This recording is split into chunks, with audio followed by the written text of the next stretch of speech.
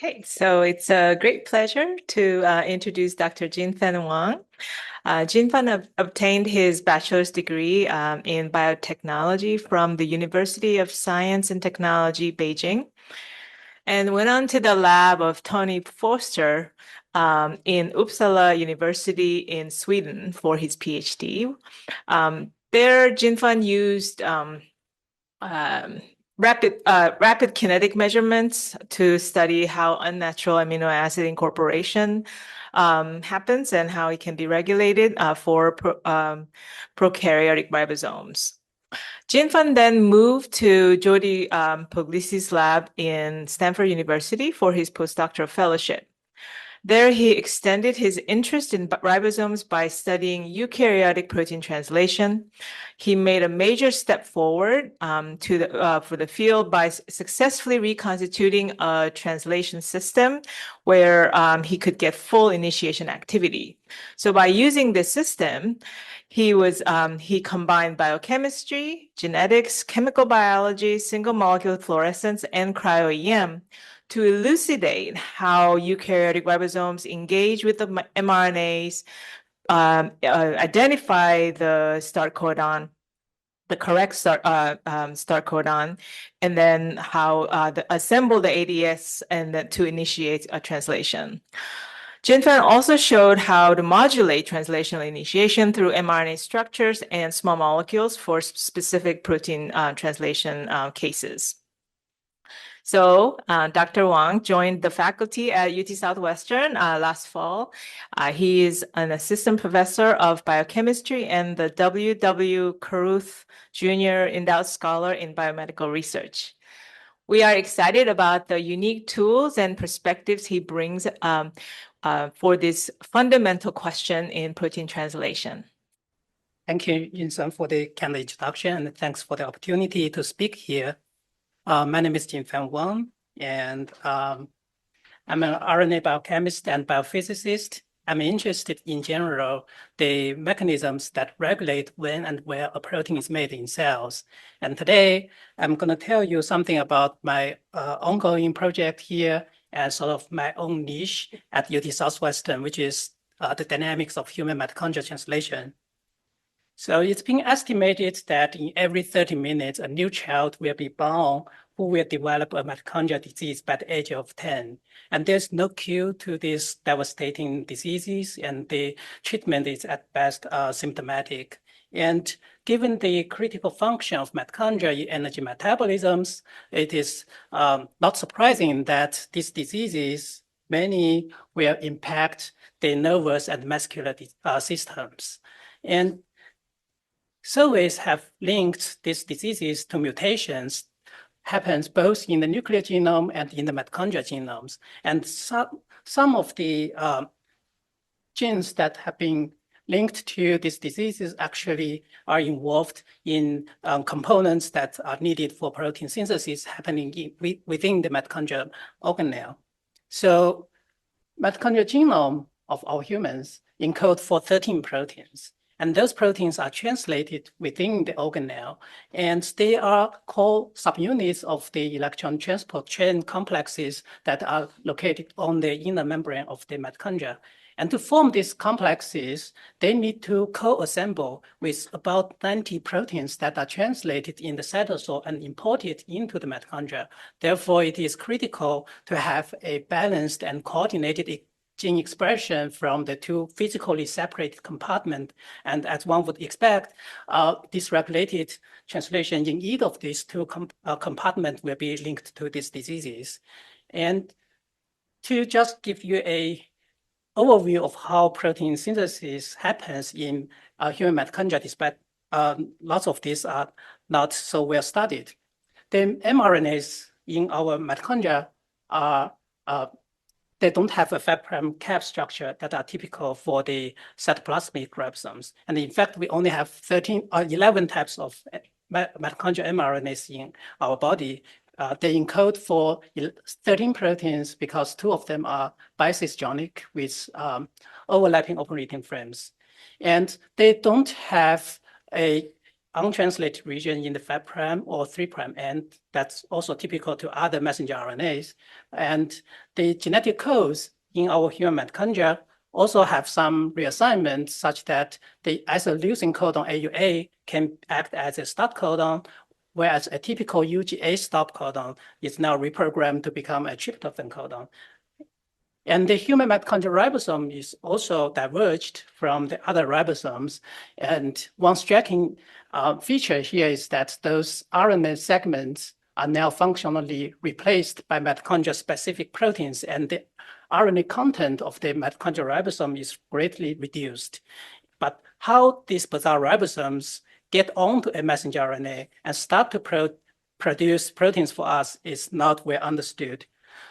Decades of studies have identified the key factors within the mitochondrial translation cycle and outlined this global mechanism. And what's really missing here is the time axis to these reactions and the dynamics that bridges all these different intermediates. And as such, there are some key questions still remain to be addressed. For example, how do those mitochondrial ribosomes actually get loaded onto the messenger RNA to start the protein synthesis process? And how fast and accurately do those ribosomes make proteins for us? And how is the coordination between cytosolic ribosome translation and mitochondrial ribosome translation regulated? And then how does mitochondrial translation goes awry in human diseases? And I envisioned that a quantitative understanding of human mitochondrial translation is needed to address these problems. And for that, we probably need to reconstitute this process such that we can manipulate this process in vitro and get detailed kinetic studies of the whole process. And today I will tell you our efforts in reconstituting such a system after my lab opens at UT Southwestern. And we are trying to start addressing the first question here. So how the ribosome gets onto the messenger RNA to start the process. And this reaction, our understanding of this reaction has been heavily relied on cryo-electron microscopy method because they can reveal or capture some snapshots of the initiating mitochondrial ribosomes. And they proposed this linear mechanism of how the mRNA eventually is loaded onto the full assembled 55S initiation complex. But the problem here is that it implicitly assumed a linear pathway, and we don't know if there will be other pathways that can lead to this complex formation. And heterogeneity is almost a common feature of the translation initiation process in other systems. So we probably would also expect some heterogeneity here, but those cannot be resolved by biochemical or structural methods. And it didn't explain how exactly the mRNA is loaded, or in other words, how the ribosome is bound to the mRNA. So I proposed to use a technique called single molecule fluorescence method. And in this method, we will install fluorophores onto these different components, and then we will mix them on an imaging surface and watch them directly interacting with each other as the reaction unfolds from the beginning to the end. So, with that, we can sort of create a molecular movie of how things get eventually to become this complex. So to do that, we first need to be able to dye-label all these different components. For the human mitochondrial ribosomes, we used CRISPR-Cas9 technology to lock in a YBBR tag onto the small and large subunit of the human mitochondrial ribosome. And this peptide tag can be recognized by an enzyme called SP synthase, which can specifically install a dye at the serine residue from the dye coenzyme A conjugate. And the two tagging site or labeling site on the ribosome subunits were chosen because structural models placed these two ends of the proteins within close proximity to each other, such that when the two ribosome subunits joins to form the full complex, the two tagging sites are within Fred distance, and we can detect the Fred behavior in fluorescence imaging. And we were able to purify and dye-label, set specifically label the individual ribosome subunits. we were also able to purify most of the translation factors involved in mitochondrial translation.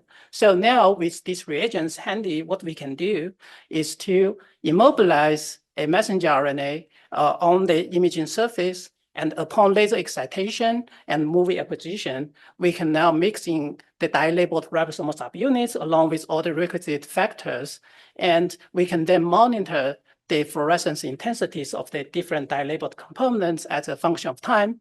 And when those components are not forming a stable complex with metated messenger RNA, they can freely diffuse in and out of this excitation volume such that their intensities can be detected as the background noise. But upon association event happening, for example, the green labeled small subunit binds the messenger RNA, we can now detect its fluorescence as the burst of the green fluorescence intensity. And we can further detect the binding of the large subunit dilabeled with the red color here as the appearance of its fluorescence. And the anti-correlated decrease in the green signal here is due to the energy transfer from the green to the red fluorophore.